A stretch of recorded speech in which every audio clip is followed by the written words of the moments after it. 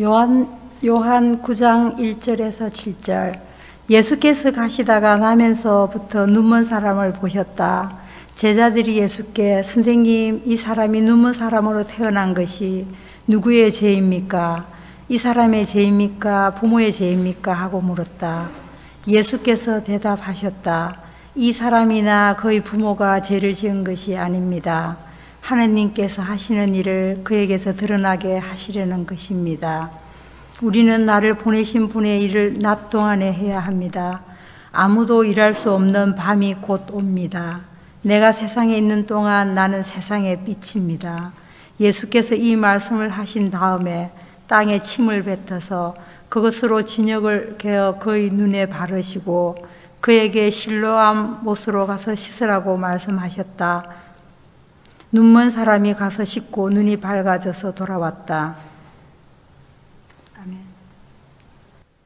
여러분은 유대교인이 아니어서 잘 모르시겠지만 유대교에는 이런 법칙, 룰이 있습니다. 뭐냐 하면은 회당에서, 그러니까 우리로 말하면 교회죠. 회당에서 어린 아이들은, 그러니까 성인이 되기 전까지는 공적으로 읽지 못하게 하는 구절이 있어요. 성경 말씀인데 요거는 못 읽어요. 물론 아이들이 집에 가서 자기 성경책 열어서 읽는 거야 누가 말리고 누가 맞겠습니까? 그런데 공적으로 못 읽게 하는 구절들이 있어요. 그러니까 예배 시간에 못 읽는 거예요. 어린 아이들 예배 시간에는 안 읽습니다. 그 구절은 절대로 못 읽는 구절이 있어요. 어떤 책일까요? 뭐 신약 성경은 없으니까 그 사람들은 우리가 말하는 구약 성경만 자기들 성경이니까 구약 성경 안에 읽지 못하는 구절들이 있는데 뭐 짐작 좀 때려 맞춰 보세요. 뭐 어떤 데 못 읽게 할 것 같아요? 아가서 못 읽습니다. 이건 남녀 상렬지사이기 때문에 못 읽어요.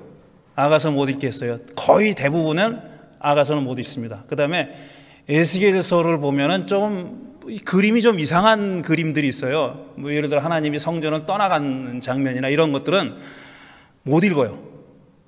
왜? 너무 어려워서, 무슨 말인지 몰라서 못 읽습니다.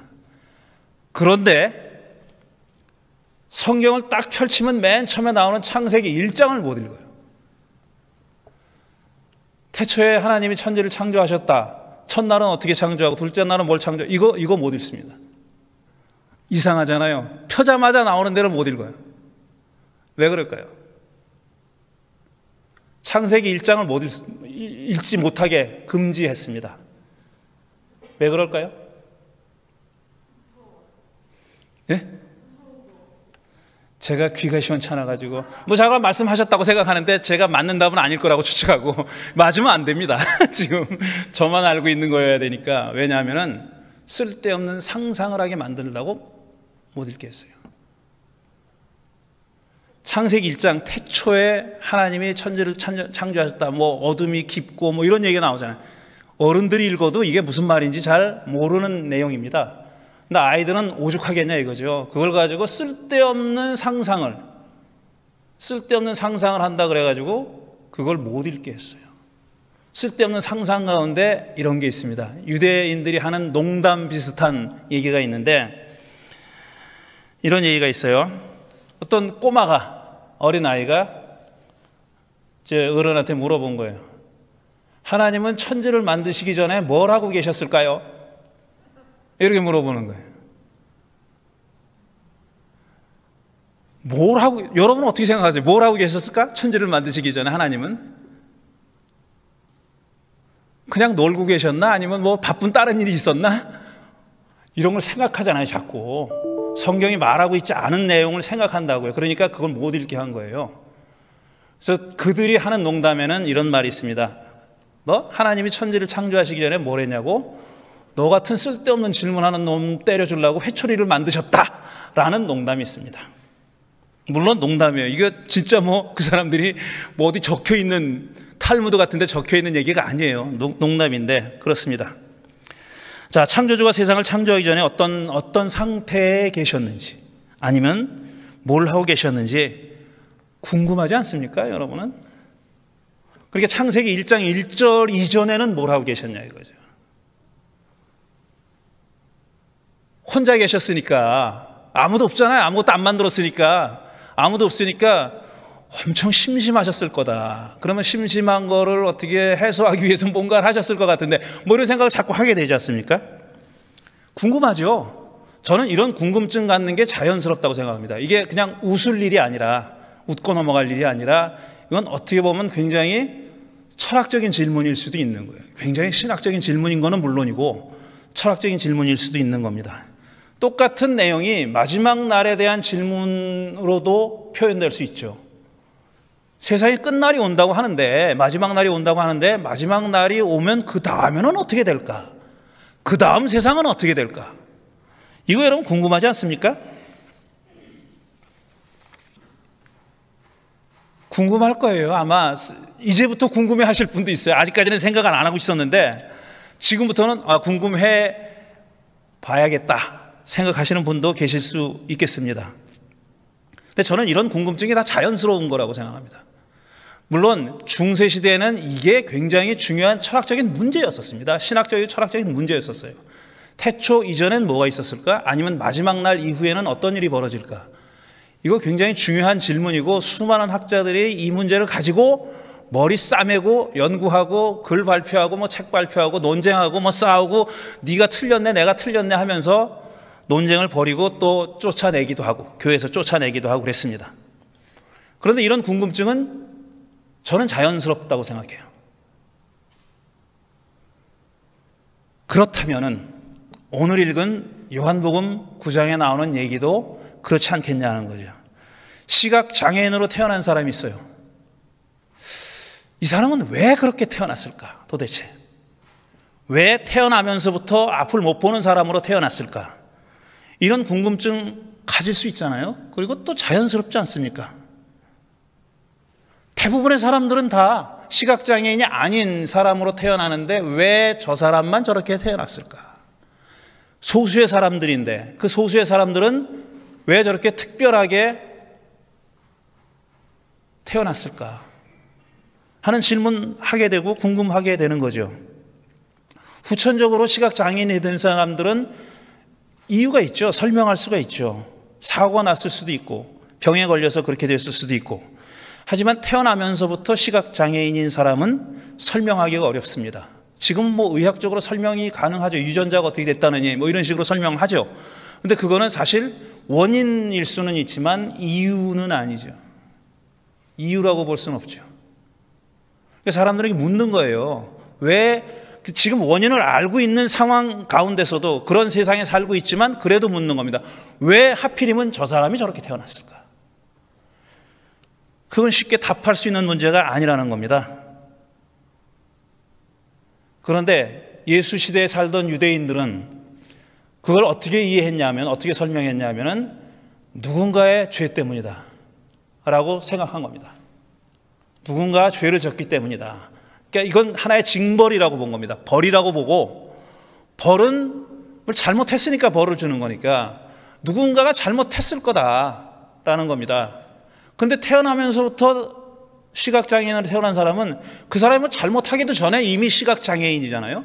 그러니까 자연스럽게 묻게 되는 거는 저 부모가 잘못한 거 아닐까라는 질문을 하게 된 거죠. 그게 오늘의 이야기의 시발점인 겁니다.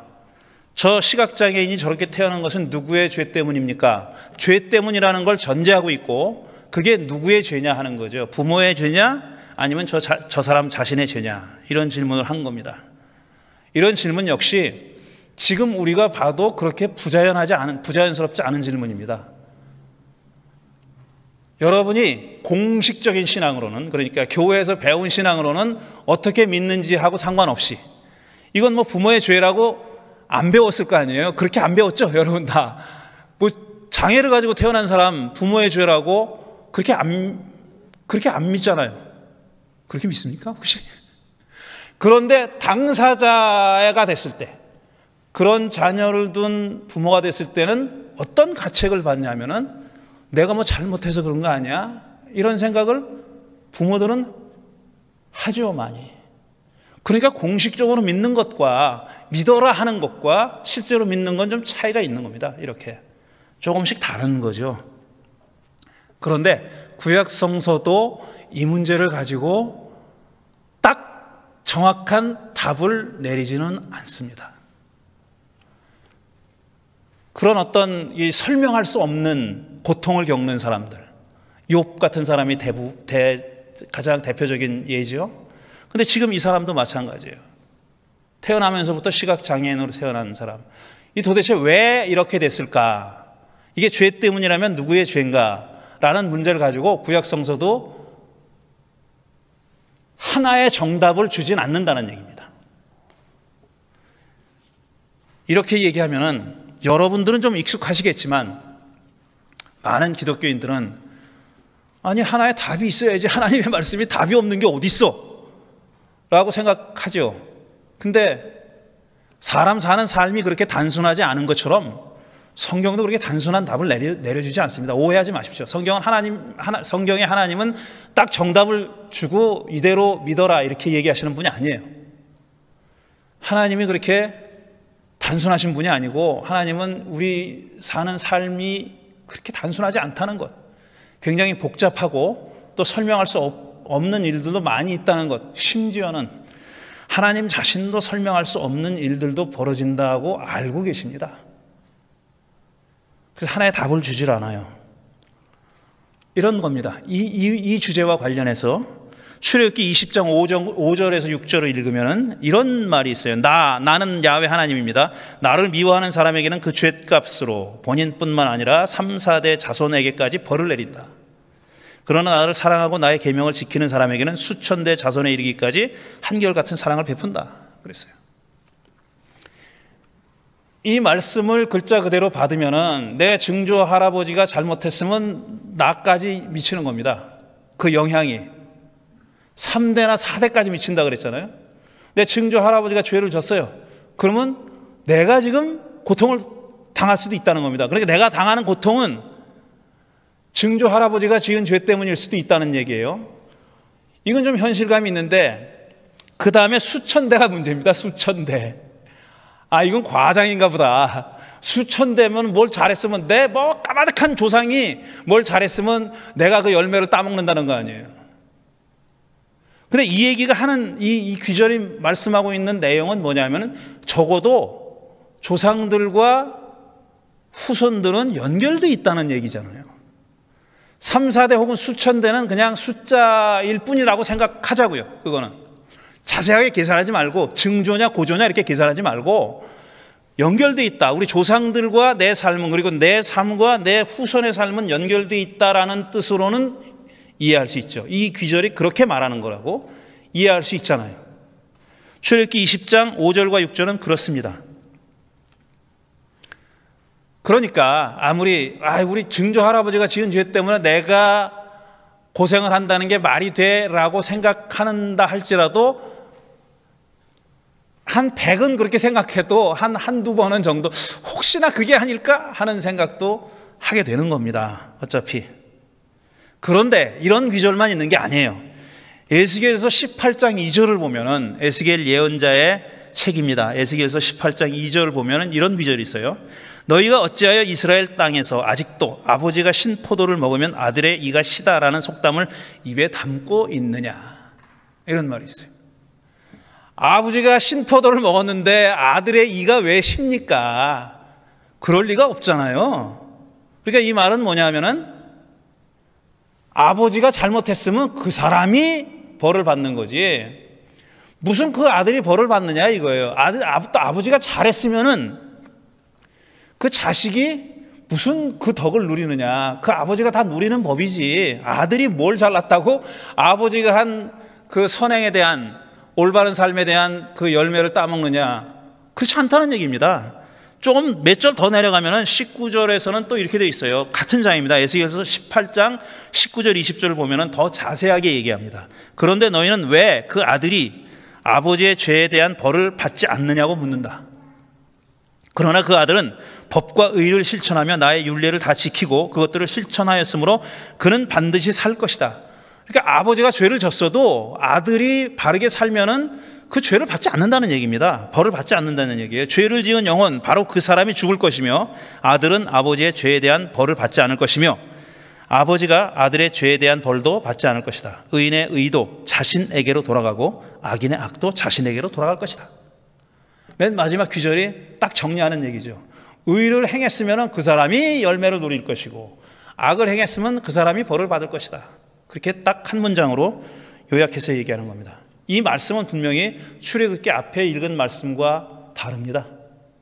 내용이 다르죠. 3, 4대, 수천 대 이렇게 얘기했는데 여기서는 당대 이렇게 얘기한다. 당대에만 영향을 받는다. 어느 쪽이 맞는 것 같아요? 여러분 어느 쪽이 맞는 것 같아요? 정답? 둘 다 맞는 것 같죠? 둘 다 맞는 것 같아요. 저는 둘 다 맞는 것 같아요.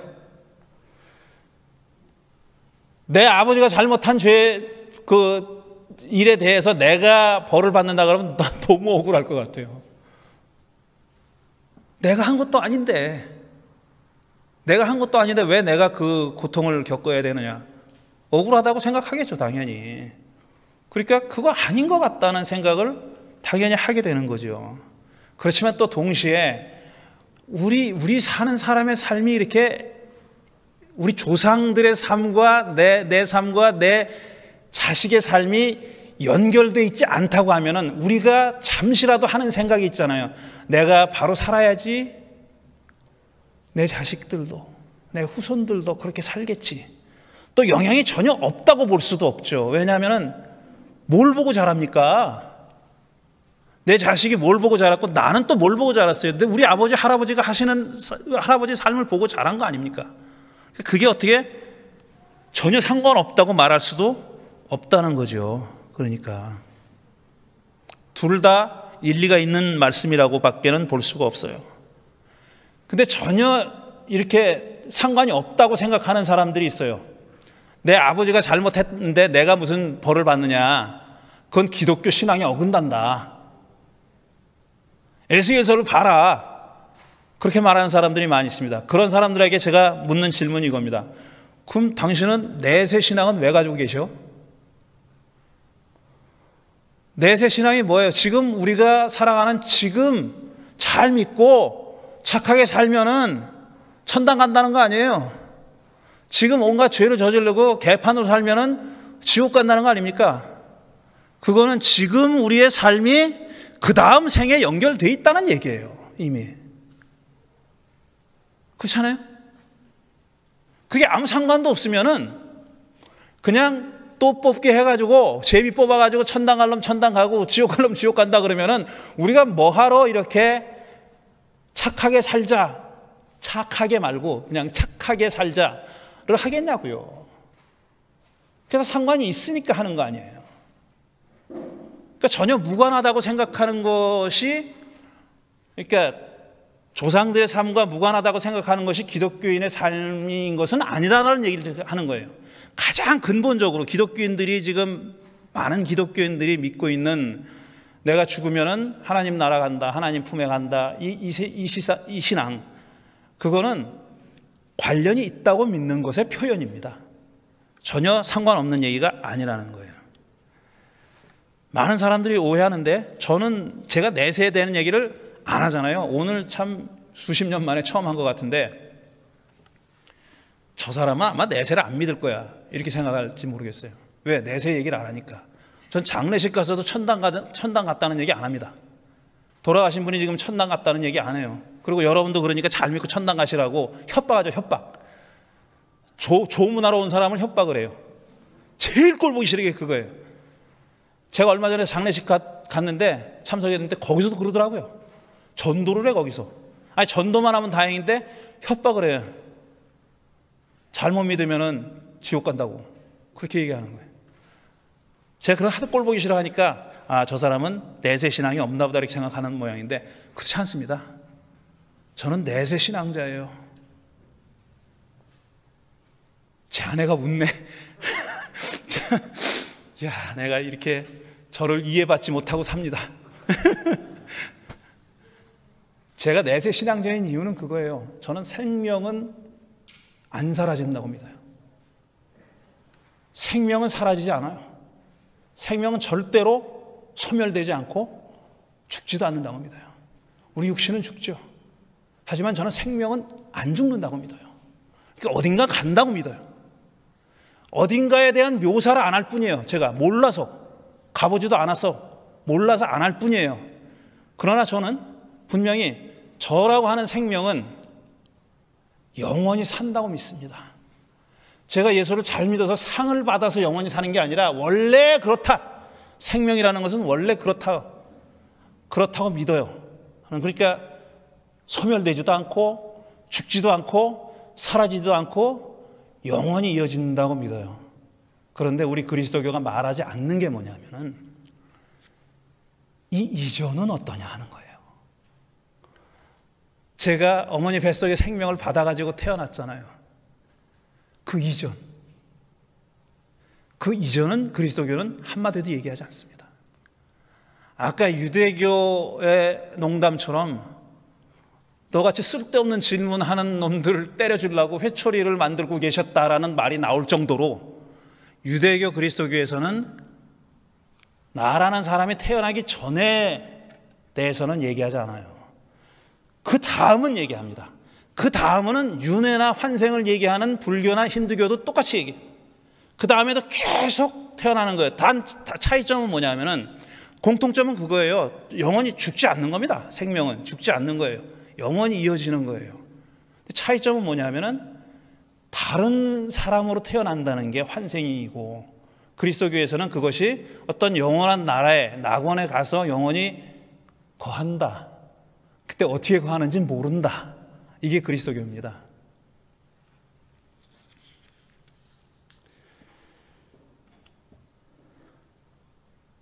자, 오늘 요한복음 9장 시각장애자로 태어난 사람, 이 사람에 대해서 예수님은 그 질문에 대해서 뭐라고 대답하셨냐면은 부모 죄도 아니고 저 사람 죄도 아니다. 이제 하나님이 하시는 일을 드러내기 위해서다. 그리고 빛이 있는 동안에 나는 빛의 일을 해야 된다. 그러셨어요.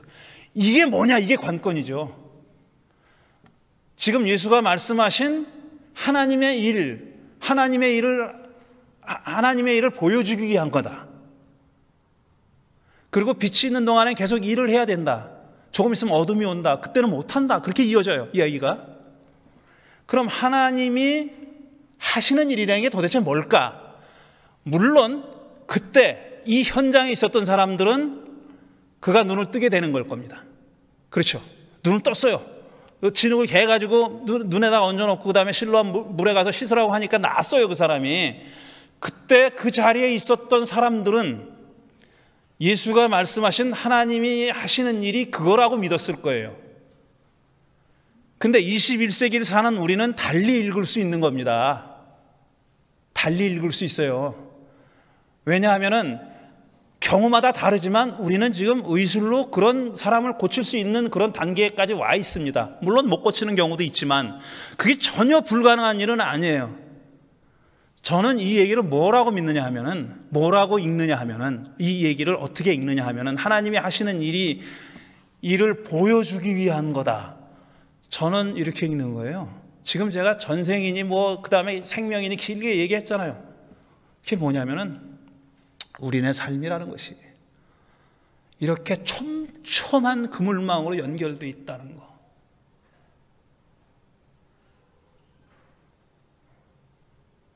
저는 그게 하나님이 하시는 일이라고 믿어요. 하나님은 우리로 하여금 그걸 깨닫기를 원하시는 거예요. 우리네 삶이 이렇게 촘촘하게 연결되어 있고 저 사람이 시각장애인으로 태어난 것이 너랑 무관하지 않다. 네가 고치지는 못할지 모르지만 저 사람을 위해서 마음 쓰는 거 1분이라도 생각하고 마음 써서 기도하고 그 연대를 끈끈이 하는 거예요. 이 촘촘하게 연결되어 있는 삶이라는 것을 저는 그렇게 읽는다. 근거가 뭐냐? 없습니다. 제멋대로 읽는 거예요. 왜냐하면 요즘 그게 너무나도 절실하게 느껴지기 때문입니다. 아직까지는 우리 다 어느 부분에선 잘났잖아요. 잘나셨잖아요, 다들. 그 조롱하는 거 아니에요. 저와 여러분 다 잘난 부분이 있어요. 잘된 부분이 있어요. 그리고 다들 어쨌든 그렇게 막 곤비하고 막 그냥 생존을 걱정하는 삶은 아니잖아요. 근데 그런 삶을 살고 있는 우리가 흔히 생각하는 건 뭐냐면은, 그래도 뭐 내가 도움을 안 받았다는 건 아니고, 그래도 내가 이만한 능력이 있으니까 이렇게 했지. 그 말도 틀린 말은 아닐 겁니다, 아마. 그런데 그거보다 지금 더 강하게 요구되는 시대의 어떤 요구는 뭐냐 하면은, 그렇게 생각하지 말자는 거예요. 그렇게 생각하지 말자. 우리 삶이 그렇게 촘촘하게 연결돼 있고, 저 사람이 아프면은 적어도 나도 같이 아프지는 못할 만정 저 사람이 아프다는 것 정도는 내가 느껴야 되는 거 아니냐, 느낄 수 있는 거 아니냐. 저는 이 영성의 깊이라는 것이 이렇다고 생각해요. 무슨 요즘 종교는 아니고 영성은 옳고 그렇다는 말을 많이 하잖아요. 어떤 특정한 계파나 종파에 소속돼 있지는 않지만 나는 여전히 스피리추얼한 사람이다, 이런 말을 하는 사람 많잖아요. 근데 그렇게 말하는 사람 가운데는 저는 옳은 점이 있다고 생각해요. 뭐냐면은, 지금 제가 뭐 환생이나 윤회 이런 거 얘기했다고 해가지고 또 이상한 놈이라고 그 말할 사람이 있을지 모르지만, 이렇게 연결돼 있는 겁니다. 우리가 믿는 종교가 무슨 독에 청청하는 종교가 아니에요. 근본이 있고 뿌리가 있고 자라난 발전 과정이 있고 계속 만나고 다른 여타 사상과 종교와 실행과 만나면서 어떤 실천과 삶과 만나면서 아직까지 온 겁니다. 그러니까 우리 자신이 이미 촘촘하게 연결된 그물망이에요. 그 그물망을 실제로는 우리가 인지하지 못한다 할지라도 다른 그물망을 가지고 있는 사람들과 연결되어 있는 겁니다. 지금 우리는, 그러니까 우리가 지금 특별히 코비드 시대를 지나면서 자각하고 깨닫고 했으면 좋겠다 하는 것은 뭐냐면, 이런 촘촘한 그물망을 인식하고 기뻐할 때 같이 기뻐하고 아플 때 같이 아파하자, 이겁니다. 저는 이것만 한다면은 그 다음 생으로 넘어가는데 지옥 갈 걱정은 안 하셔도 되리라고 저는 믿습니다. 아멘 하십시오. 잠시 묵상하는 시간 갖겠습니다.